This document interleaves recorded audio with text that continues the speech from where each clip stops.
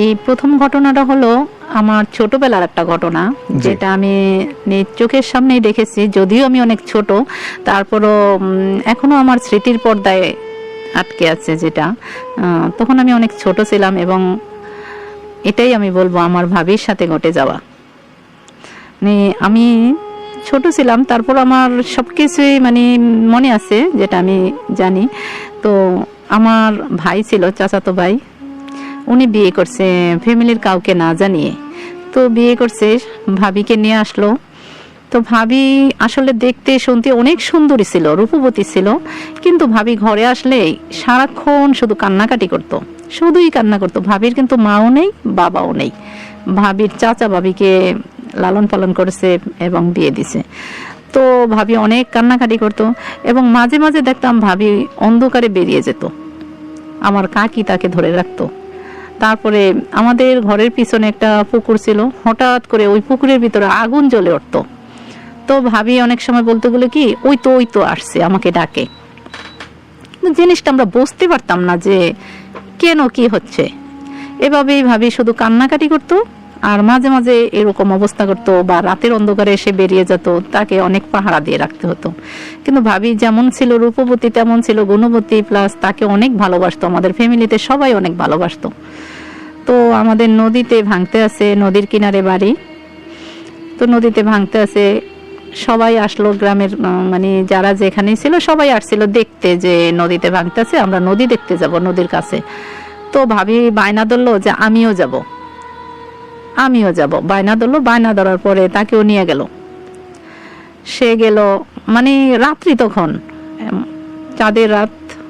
বাগান দিয়ে আস্তে আস্তে সবাই রওনা দিল, প্রায় 8 থেকে 10 জন।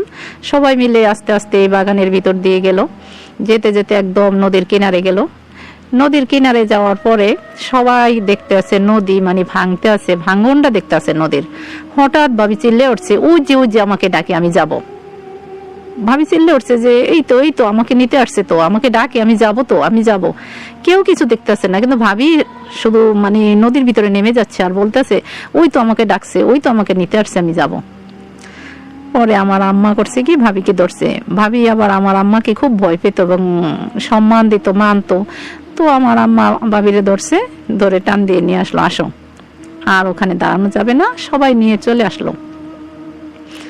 আসার পথে একটা বাঁশের ঝাড় ছিল, একবার নুয়ে আছে। তো ওইটা ভাবি ধরছে। ভাবিকে অনেক মানা করা হয়েছে যে এদিক দিয়ে আসো না, আমার সাথে আসো, কিন্তু ভাবি ওই কথাটা মানলো না। না মেনে করলো কি, বাঁশটা ধরলো। ধরার পরে এখান দিয়ে আস্তে আস্তে ভাবির যে আগের যেই চলাফেরা, ওইটা চেঞ্জ হয়ে গেছে। তো আস্তে আস্তে বাগান দিয়ে আস্তে আস্তে হঠাৎ করে একটা বিড়াল আসছে, মেও মেও করে বিড়ালটা আসলো। আসার পরে বিড়ালটা কিছুক্ষণ দৌড়াইতে আছে, সবাই মিলে বিড়ালটারে দৌড়াইতে আছে, এই পাশ থেকে ওই পাশ, ওই পাশ থেকে ওই পাশ। বিড়ালটা যাচ্ছে না।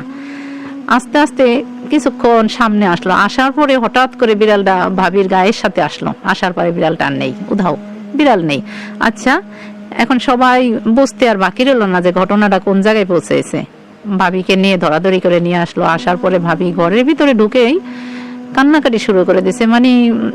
সে পরিবর্তন হয়ে গেছে, কান্নাকাটি, এই সেই অনেক গল্প কথা বলতেছে, আমাকে কেন ডাকছে, আমাকে এরকম করছে, সেরকম করছে, মারছে, অনেক যন্ত্রণা করতেছে। ভাবি তাকে অনেক দোয়া কালাম পরে ফু দিতে আছে। আমার আম্মা তাকে মানা করতেছে, এটি করো না, তুমি বউ, তুমি কেন এত চিল্লাও, কেন কান্না করো না।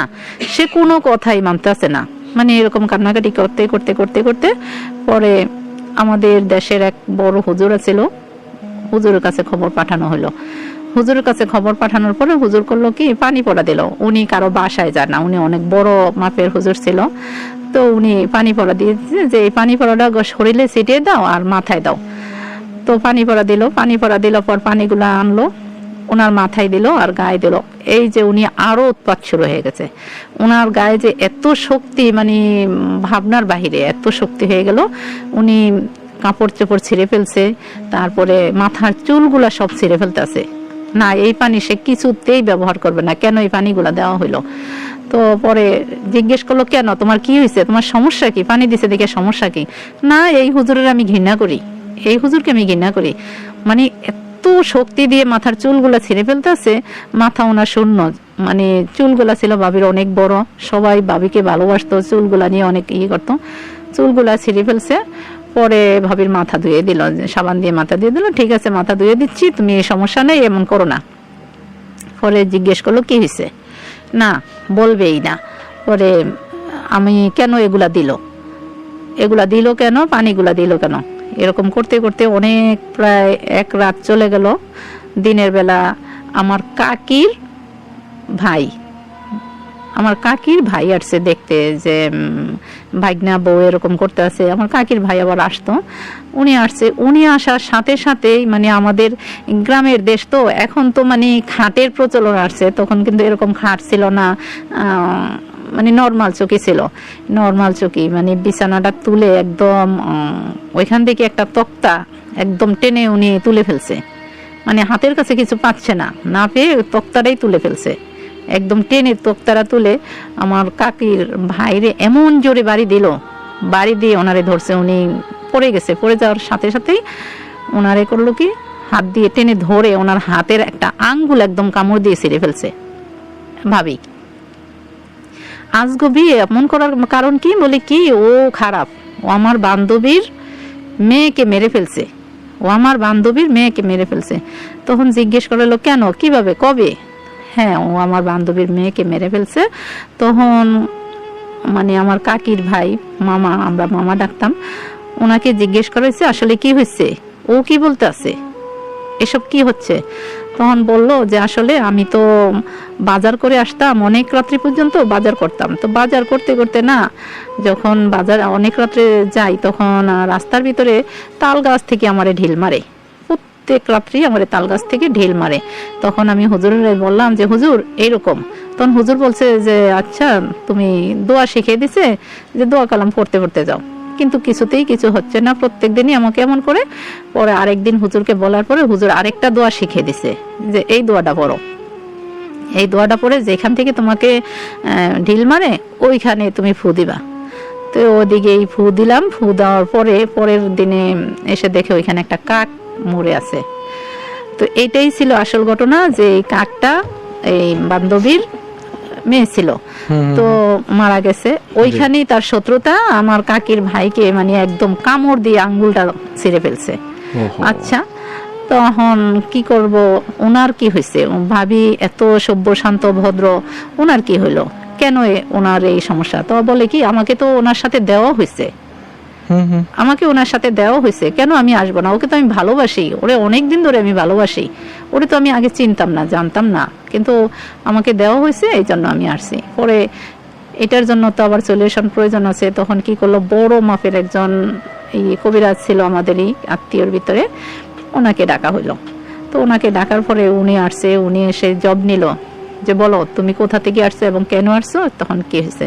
তখন বলল যে এই বউয়ের, আমি নামটা বলছি না, এই বউয়ের চাচা তো ভাই ছিল, যে চাচা ওনাকে লালন পালন করছে, এই চাচারই ছেলে ছিল, এই ছেলে ওনাকে ভালোবাসতো এবং বিয়েও করতে চাইতো, কিন্তু উনিও রাজি না এবং ওনার কাকাও রাজি না। কিন্তু উনি বলছে যে আমি বিহনে ও কারো সংসার করতে পারবে না, তার কারণে উনি মানে এই করছে যে ওনারে যাতে সংসার না করতে পারে, ওনারে অন্য কোথাও বিয়ে না দিতে পারে, এই জন্য উনি আমারে এইখানে বসিয়ে দিছে কবিরাজার মাধ্যমে, তো উনি যাতে এই সংসার না করতে পারে। পরে জিজ্ঞেস করা হয়েছে যে কিভাবে কোথায় কোথায় তাবিজ আছে, কোথায় কোথায় কি আছে, বলার পরে উনি বলছে যে কোন জায়গায় তাবিজ আছে, চুলার ভিতরে তাবিজ আছে, রান্নাঘরের দরজায় তাবিজ আছে, তারপর বাথরুমে আছে, পুকুরের ভিতর আছে। পরে উনি করছে কি ওই সবগুলা তাবিজ ওনাদের ভিতর দিয়েই তুললো, সবগুলা তাবিজ তুলে নদীতে ফেলে দিল। তারপর ভাবি মোটামুটি ভালো হয়ে গেল, কিন্তু ভালো হইল, পূর্ণ ভালো হয়নি। ওনাকে এমনভাবে করা হয়েছে, উনি রক্তের সাথে মিশে গেছে, একদম রক্তের সাথে মিশে গেছে, মানে প্রায় 1 মাস 2 মাস 3 মাস ভালো থাকতো, আবার কবিরা জানতো, মানে আবার উঠলে আবার কবিরা জানতো। এইভাবে ওই দেশ ছাড়া হইল, মানে আমাদের যে দেশের গ্রাম ছিল ওই দেশ ছাড়া হয়ে নতুন দেশে যাওয়া হইল। নতুন দেশে গেল, নতুন বাড়িতে গেল, নতুন বাড়িতে যাওয়ার পরে সেইখানে একটা বিশাল কাঠ গাছ ছিল, সেই কাঠ গাছে আবার সে অবস্থান করা শুরু করলো। সেইখান থেকে ওনারে আকর্ষণ করে আবার সেইখানে আবার সেই কবিরাজ আনা হলো। এইভাবে করতে করতে করতে করতে বহু চেষ্টা করা হয়েছে। তারপরে আমরা এক দেশে চলে আসলাম, ভাবিরা আরেক দেশে, মানে আমরা দুইজন দুই থানায় অবস্থান করতে আসি। পরে ভাবি আমাদের গ্রামের, মানে আমরা যেখানে আসছি ওইখানে আসলো বেড়াইতে, সেইখানেও তার একই সমস্যা।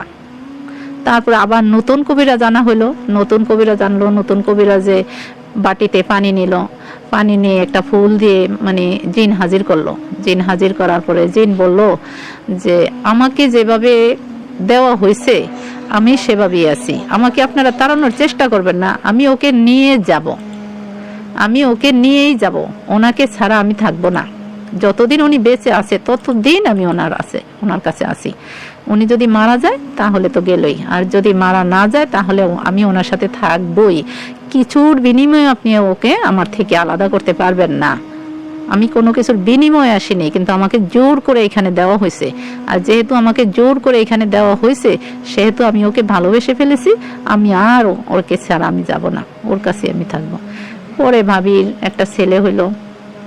ছেলে হওয়ার পরে মানে ভাবির ছেলেটাও আসলে একটা স্বাভাবিক ছিল না, একটু কেমন যেন একটু উম্মাদের মতো কেমন ছিল। পরে ভাবি এমন করতে করতে করতে করতে পরে ভাইও অতিক্ত হয়ে গেছে। ভাই একটু অন্যরকমের ছিল, স্মার্ট ছিল, কিন্তু ভাবিকে নিয়ে ভাইও চলতে পারছে না। পরে ভাই শহরের দিকে চলে আসলো, আর ভাবি গ্রামে ছিল, শাশুড়ি শ্বশুরের খেজমত করতো আর ওইখানেই থাকতো।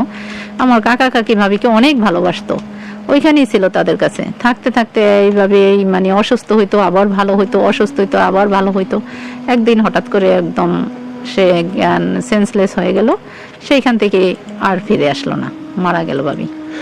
ছেলেটা রেখেই ভাবি মারা গেল। পরে ছেলেটাও যে কোথায় উধাও হয়ে গেল আজও আর আমরা জানি না।